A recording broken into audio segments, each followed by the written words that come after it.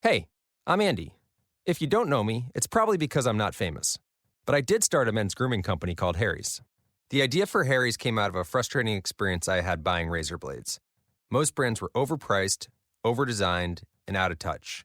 At Harry's, our approach is simple. Here's our secret.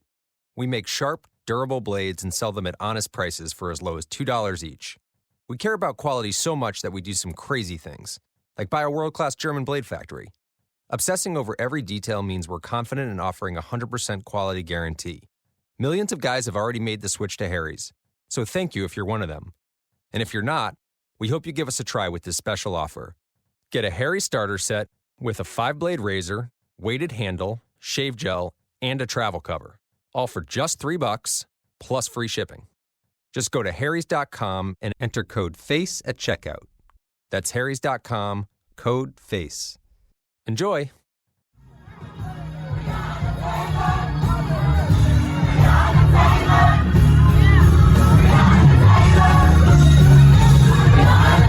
This is Make It Plain. MIP With Masamela Matfumo. Mark Thompson. Make It Plain. Get woke.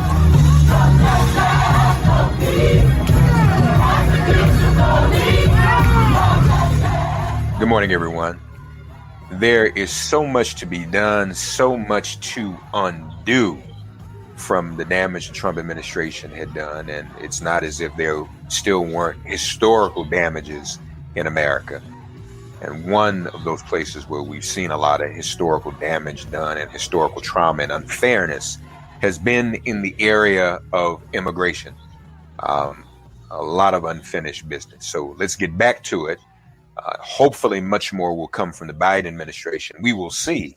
And we also know that we have to hold all administrations accountable. One organization that is doing that is one of our favorite organizations. It is United We Dream. And here to talk to us about the new administration, what they're doing, and what we're going to hold the new administration accountable to is the Advocacy Director of United We Dream. And for those of you who don't recall, United We Dream is the largest immigrant youth-led network in the nation. My guest, the Advocacy Director, leads the network in crafting federal and state and local policies and advocacy campaigns that are informed by the vision shared by immigrant youth across the country. Our guest, again, the Advocacy Director of United We Dream, Sanaa Abrar. I should have asked before, Sanaa, am I pronouncing your name correctly? You got it. All right. I'm proud of myself. Got it on the first try. How are you? I'm well. I'm good. It's a new year. I'm settling into the new year by getting straight to work. There has not been a time to breathe. No, it hasn't been time. Got to get right into it and keep moving. As I was reading the bio, let me start there for a minute. In terms of United We Dream, youth-led. Let's face it, aren't the majority of immigrants right now in this country actually young people to begin with? That is true. The immigrant population in the United States is young, growing, thriving, and is extremely dynamic, multiracial, multi-ethnic, multi-generational.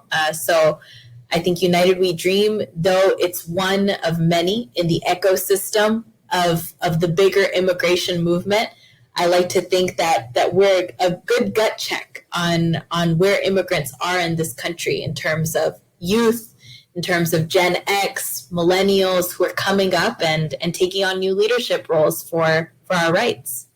Man, that's good. That's good to know.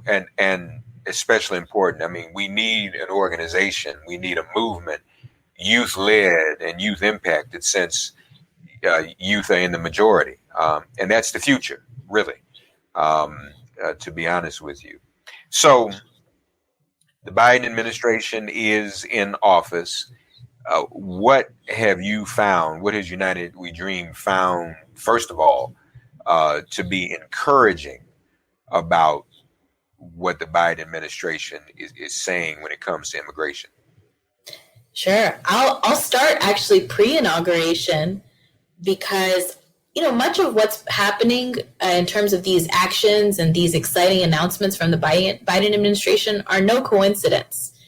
Our people got this president into office. Our people created the conditions collectively for a Biden-Harris administration. When I say our people, I mean communities of color.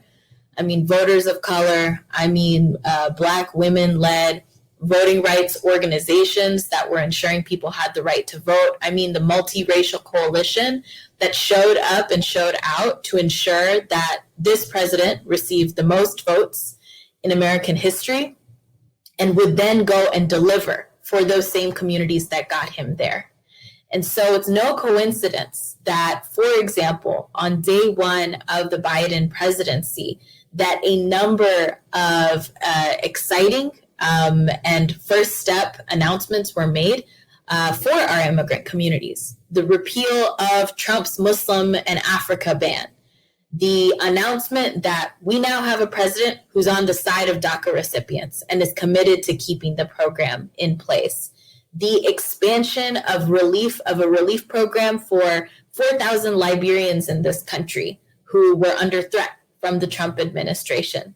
None of this was coincidence. This was because immigrant communities have been holding the line and playing defense for these past 4 years, have been working in the courts, in the legislatures, and pushing back on the executive actions to ensure that we could be in this place now, where we could undo, as you stated so well, but then also next up, build forward for our communities so we can truly thrive, right? It's been exhausting playing defense mode, so I know we're all really excited to start building and co-governing with the government that we helped get to the place where it is now. Are there good signs that co-governing is going to happen? I know a lot of times we help get people in office, and then after they're in office, they go in another direction, or not so much another direction. They forget that we're supposed to be governing with them. Are you feeling confident that the Biden administration is still accessible to you and attentive and listening? So far, I'm feeling good. I think, these initial actions have been a good sign of steps forward. They have been moving for swift confirmations with the Senate of getting these secretaries in place who will actually go and implement the work. I will say they have inherited a lot of the harms and the misfortunes of the Trump administration. And when I say that a current frustration, I will say, within the movement is that deportations are still happening of immigrants. We have been seeing deportation flights leaving, commandeered by ICE, to majority Black countries like Haiti, Jamaica, and other countries. These deportations are still happening despite the pause on moratoriums that the Biden administration enacted on day one, partly because a judge in Texas put a freeze on that moratorium. But I think one of the frustrations has been now that, yes, there is a pause on this moratorium on deportations, but the Biden administration's hands are not tied. They have complete discretion. They have complete overview of anybody who is in detention or deportation proceedings. So yes, there have been good steps forward. And I think there has been quite a bit of movement voices pushing on the Biden administration to use the executive power that they have right now, immediately, ASAP, to stop the deportations that are continuing to happen on their watch. So why don't they just do it? I mean, you're saying they can literally just turn that spigot off. They can. And that's why I use the word frustrating, because the president in his complete power can stop individual deportations. Sure, he can't do a blanket ban on deportations because of what this judge is claiming in Texas and what this, what Texas is suing about. But you're right. They can just do it. They can stop deportations. We've been in partnership with groups who have been representing an individual named Javier, who has been a DACA recipient, who is still in detention. And multiple times over the past few weeks, ICE has threatened him with deportation. We've been calling members of Congress. Our partners have been reaching out to the Biden administration, not just to stop his deportation, but let him go. And this is just one story that reflects the stories of thousands. We have thousands of people who are still in detention. So, I hear comments from folks of, well, it's just been a little over a week, like give them time. Unfortunately, that does not speak for the needs and the urgency of people, of families, of communities who have seen individuals disappeared from their homes, who are currently sitting in cages, awaiting some sort of relief. And I agree, the Biden administration can act immediately. They can move forward on stopping deportations. And that's an expectation we continue to have after the promises that were made during the campaign. So one of the solutions is in the list of demands you all have and a petition. Folks, if you go to unitedwedream.org, you can see this. But grant citizenship to all. That would be a sweeping move. Talk to us about that, and what is the challenge there? Why not just do it? Make the case. Definitely. Well, our mantra is no excuses. There's a Democratic House, there's a Democratic Senate, and we have the White House, right? So no excuses. It's time to move forward on Pathway to Citizenship for All. This is something that people have been awaiting for decades because the U.S. government has not gotten itself together on moving permanent relief. We won DACA as United We Dream, as an immigrant youth movement, but that was always meant to be a Band-Aid, a temporary solution. Even President Obama noted that this was a temporary solution until Congress could actually move a permanent solution. Now, that was, 9 years ago? And we're still here, where legislation for citizenship has not moved in Congress for many decades. I'm not going to give the exact number. I might get it wrong. So we're at this place where we're demanding, as United We Dream, as part of our Undeniable campaign, one of our many demands is citizenship for all 11 million plus immigrants. And there are many ways of doing it, right? There are approaches where there's bills that have already passed in the House of Representatives, like the Dream and Promise Act, which would give pathway to citizenship to immigrant youth, to TPS holders. There's a Farm Workers Modernization Act, which is a citizenship bill for farm workers who play a huge role as part of our bigger essential workforce during the pandemic. There are bills that can move now, right? Literally tomorrow, we could put them on the floor. They would pass in the House, and we've got to get the Senate to build, the support that they need to move these forward as well. We're not going for any one strategy. It's all about moving any bills that help people without hurting people. And I want to make a note on strategy too. I've been hearing on multiple fronts this call for bipartisanship, of working with the Republicans. We saw what many of those individuals were capable of, not just on January 6th, but in terms of the anti-immigrant, anti-Black rhetoric that Republicans, conservatives have been spewing for years. And now we are hearing some folks talking about reaching across the aisle. Let's work with them. Show me one time where Republicans under Trump were calling for bipartisanship. We're asking to work together. We know that Majority Leader Schumer has the tools to be able to move immigration reform like this. He can end the filibuster, where you only need 51 Democrats to move forward a bill.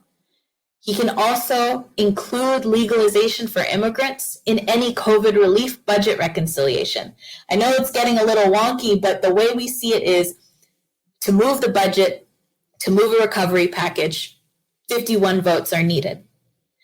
As part of that, what we are echoing at United We Dream and with our partners is this country can't fully recover from this devastating pandemic as long as there are undocumented individuals who are locked out of vital benefits, vital services because of their status.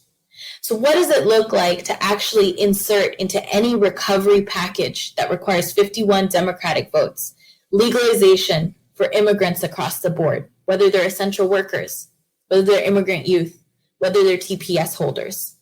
We can have the Band-Aids of, vaccine distribution regardless of status. Sure, we want that. $2,000 checks regardless of immigration status. Yes, we want that.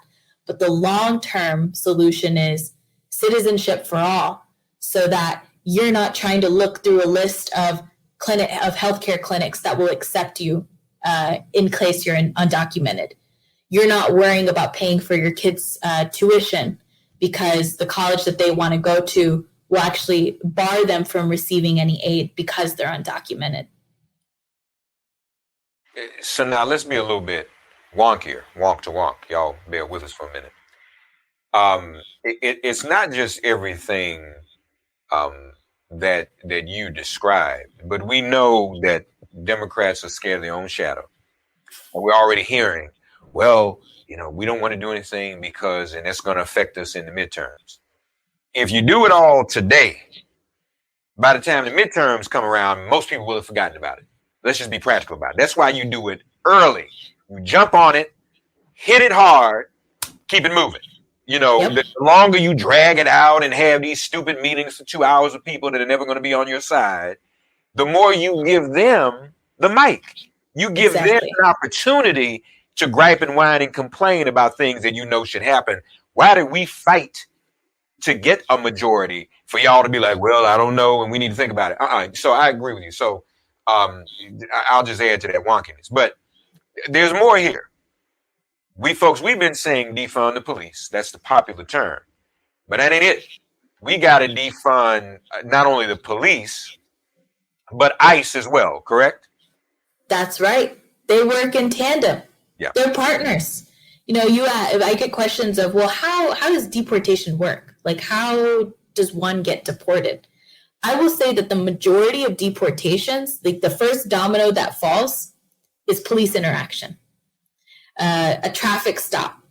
Somebody who has a traffic infraction or who's not looking the way that they ought to look because of their black or brown skin and is racially profiled and targeted by police.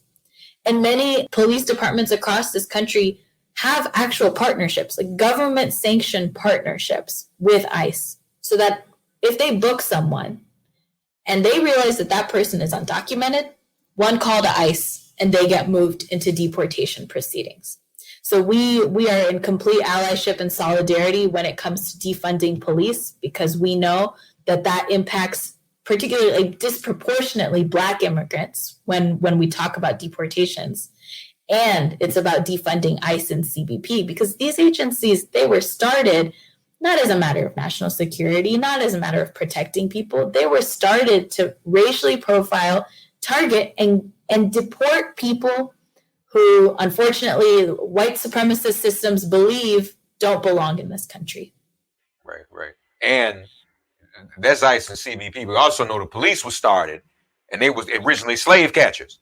So all of those agencies, it's Black History Month after all of those agencies are important. And since I mentioned Black History Month, we also have to acknowledge, too, we know what our sister Kamala went through. Some people who are nativists feel that people of color from other parts of the diaspora who happen to be Black aren't real Americans, so to speak, or they should somehow be discriminated against. And I know Sanaa United, We Dream also agrees with me. That's BS also. There have been, if we think about Black History Month, there's a lot of overlap between Black History Month and Hispanic and Latino Heritage Month. I want y'all to know that. So we just want to be clear on that. Now, other areas. The other thing that has been problematic is COVID relief. Now, we're just hearing the numbers out of here in New York and the disproportionality of even vaccination. You all are making the case not only for COVID relief, but our people are disproportionately affected by COVID because we're a lot of the frontline workers, a lot of the hospitality workers, a lot of the food service and restaurant workers. So why shouldn't all of these individuals get the vaccines right away too? That's the question, right? If we're talking about taking care of the entire country, if we're talking about recovery, 100% recovery, that is the day that we all want to see, then 100% of this country deserves urgently needed vaccine distribution, access, access to healthcare, access to whatever they need to get out of what we're in right now. And we are seeing, unfortunately, there are states where that is not necessarily a guarantee that they're going to make. A few weeks ago, right, we heard the Nebraska governor talking about how undocumented people in his state would not be eligible for the COVID vaccine. The reality is that many undocumented people in the state of Nebraska serve as essential workers in meat packing facilities. Many of us saw those horrific accounts of people in these meatpacking facilities getting COVID, still being expected to work, to show up on time, to work these long days. In Florida, we are seeing how at vaccine distribution sites, there are requirements to have a government-issued ID that is presented before you get your vaccine. So what does this mean for undocumented immigrants who in the state of Florida don't have access to government-issued IDs, where to date we have not seen any new policies that would provide some kind of government local IDs to people so that they can access that. Obviously we're fighting for municipal IDs in parts of Florida, but as that is happening, vaccine distribution sites should not be discriminating on the basis of immigration status, because this goes totally in. It's a rejection of, the do no harm spirit of the medical and health and wellness community. When we're talking about turning away people because of their immigration status, when they're trying to access a vaccine and help all communities get better, I think that's ridiculous. So that's one of the places where we're fighting that when it comes to any kind of COVID relief, it must not discriminate on the basis of immigration status. By virtue of where you were born and how you came to this country, to be told that you don't deserve the opportunity to get better, to get healthy, that is against, every value of ours. And I think what we should be working toward as a community, which is helping all, harming none. And again, this is a country where the last person in office pretty much wanted COVID to spread everywhere. He didn't want to do anything about it. So again, the very same people now that we're asking to be protected are the people who keep this little red wagon going, while other Americans have the privilege of being able to stay home and not be exposed. These are the folk that have to do the jobs where you can't stay home, y'all. All right. Now, some of y'all listening ain't going to replace these people doing those jobs, but you still want that stuff done and you still need it done. So why should they not be protected? They are literally on the front line of the pandemic. We're not. They are. We can't just say the hell with them. That, gets into a whole nother thing about deciding who lives and dies politically in a pandemic. Where are we on full protections, DACA and TPS? Well, we're in a dangerous place right now. I'll have to say that.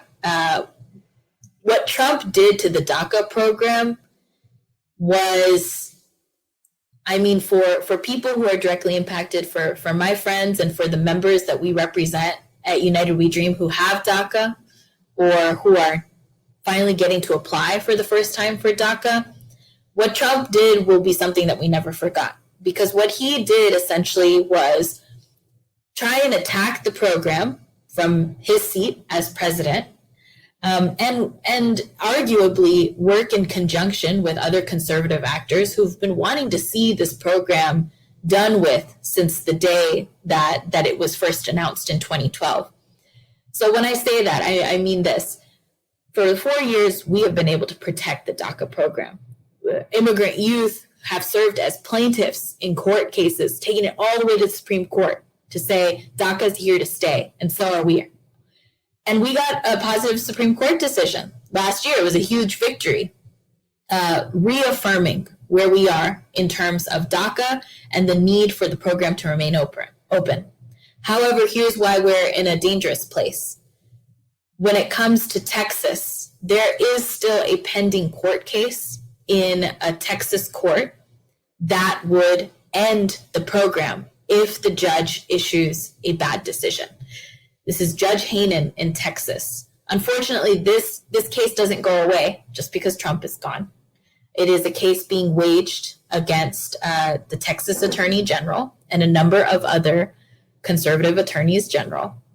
We expect a decision out of Judge Hainan any day now. And frankly, we've talked to our membership about this. With Judge Hainan's history, where he knocked down and he helped end the DACA program, which would have been a program that actually provided relief to the parents of immigrant youth. Because of that history he has, we think that he will probably rule against DACA as we know it. What does this mean, right? Well, first, we'll have to take a look at the ruling, right? What does the ruling mean? Are there immediate effects? Is there going to be more of a slow wind down period of the program? We've got to take a look as soon as it comes out. And if you follow United We Dream online, on Twitter and Facebook, we'll actually be doing rapid response, alerts and calls to explain what the ruling means when that happens. We're not going to wait for this case to be appealed all the way to the Supreme Court. A conservative Supreme Court as we know it. We're not waiting at all. We are pushing Congress and Biden to move right now before Judge Hainan makes a decision to pass relief for the people who have pending cases in the courts. You mentioned TPS too. There are pending court cases on TPS. So we have changed citizenship for all. We want permanent relief. And so as we are seeing these courts taking their time, about to make a decision any day now, we can't predict it. Why not move bills that help people without hurting people now and immediately? And that's why we've been calling on Congress to start, don't end with, but start on Dream and Promise Act and continue the work to build permanent solutions for all 11 million people. And also a moratorium on enforcement too. I mean, that's something Biden can do with a stroke of a pen, right? That's right. And we saw him do that on day one. That was a huge victory for us. And, something we expected to happen that was unfortunate, which was, well, speaking of Texas, we saw the Texas Attorney General take issue with this moratorium and almost immediately sue. A Texas judge, a different judge in Texas, has issued a pause on this moratorium of about 2 weeks. And that will be an ongoing court case now, where we'll have to monitor what it looks like. But this is all full circle in our conversation, right? Yes, there is a pause on moratoriums. However, this does not stop the Biden-Harris administration from exerting their ability to pause any deportations. And again, folks, as Sanaa has been explaining us about these courts, that's why, it was so important to win this election. Shouldn't have lost the last one, because these judges, this joker appointed 200 some odd judges in these places for this purpose, so that his hegemony will have a lingering effect in these types of cases. I hope we've got leverage at the Supreme Court, because they don't want to be expanded. So I think the Supreme Court, in spite of the 6-3 majority, is going to be a little bit tempered. I hope, Sanaa, because they don't want the Biden Democrats. Okay, we're just going to expand the court to deal with this. So that's always been the historical check and balance. Whenever the Supreme Court gets out of control, they kind of get back in check with that threat. Hopefully, I'm right about that. But if not, hell, expand them too. Can't be mealy mouth and milk toast about that either. We got to move. So we have to move on all of this. Give us our assignment. Well, first of all, let me just say this. Sanaa, I want to acknowledge her and her family. I'm proud of immigrants. A lot of people who have been immigrants have had to, hide it, live in shame, downplay it. Some folk are even afraid. I talk to people sometimes and say, where you from? Oh, I'm from here. Because they've been conditioned to be afraid to say where they really come from because of the raging white supremacy we have in this country, this raging nativism. But I want to acknowledge Sanaa and her family from Pakistan, correct? And, that's right. And she came here as an infant and is now a citizen.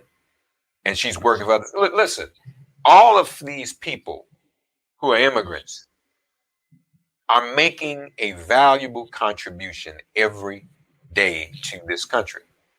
And we cannot afford to take them for granted. And so we're grateful for all the work they do. Give us an assignment, or our assignments, if you will.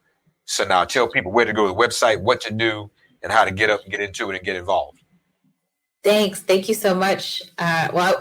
Gratitude to you for providing me this space to share and be in deep, meaningful conversation with you today. First thing, take out your phones. You can text the number 877-877 with the word undeniable. So once you do that, you will be plugged in to our action alerts. We are actually running a call campaign this week where we are asking people who are part of our undeniable campaign to be making calls to Speaker Pelosi, Majority Leader Schumer, demanding immediate action on citizenship for all, and including it in any COVID recovery relief for the reasons that we talked about earlier. Next, stay in touch with us. We're on Facebook, Twitter, Instagram, at United We Dream. Follow us there. Any rapid response updates as we're awaiting this DACA decision from Texas, as we are responding to any actions by the administration, as we are pushing Congress to move swiftly. There's no time to take a step back and have these long multi-hour conversations about what we can do. We know what to do. We've been planning for this moment for years now. Now is the time for action. So take action with us. Again, that's text undeniable to 877-877. And we're excited to bring more people into the fray. And we're excited to work in partnership with folks who believe in our mission and who believe that helping immigrants is not just about helping immigrants, it's about helping all communities. Like when we talk about investing in community, when we talk about investing in immigrants, these are actually things that help all people. Healthcare, education, being able to access college, university, being able to get a good paying job, right? Things like raising the minimum wage so that it applies to all people, not just people and discriminate against immigration status. We see ourselves as part of a broader movement when it comes to achieving racial justice and equity, particularly for Black and Brown communities. So we're excited to continue this work and aim for co-governing and holding this administration accountable. I like that word. Can I borrow that co-governing? That's the word we're using. Get all this other stuff, just watching and spectating. Co-governing. Folks, text 877-877. Text the word undeniable. Let's get this done. Let's put, so we can all go on and live our lives. We shouldn't have to be in the ring all the time. I've been in the ring almost 40 years. I like to get out the ring. We need some victories. We fought to get this president elected. We fought to keep a majority in the House, get a majority in the Senate, elect a Black woman to be the tiebreaker. Let's get this done. 877-877. Text undeniable to that number, and you'll be pulled in and involved. Sanaa, we just don't run our mouths around here. We like to do work too. So please continue to talk to us and give us assignments and keep us posted. That's right. That needs to be done. Folks, we invite you to also go to UnitedWeDream.org. Sanaa Abrar has been our guest. Thank you, Sanaa. Thank you so much. Sending love to y'all, sending care. Stay inside, stay cozy if you can. Thank you. That's very kind of you. Thank you for your consideration. Thanks for getting woke and listening to Make It Plain. Please remember to listen, like, subscribe, and wherever you get your podcasts, please give the show a 5-star rating. And please do spread the word. Let's all continue to pray for each other during this pandemic and this police-demic. If all hearts and minds are clear, it has been made plain.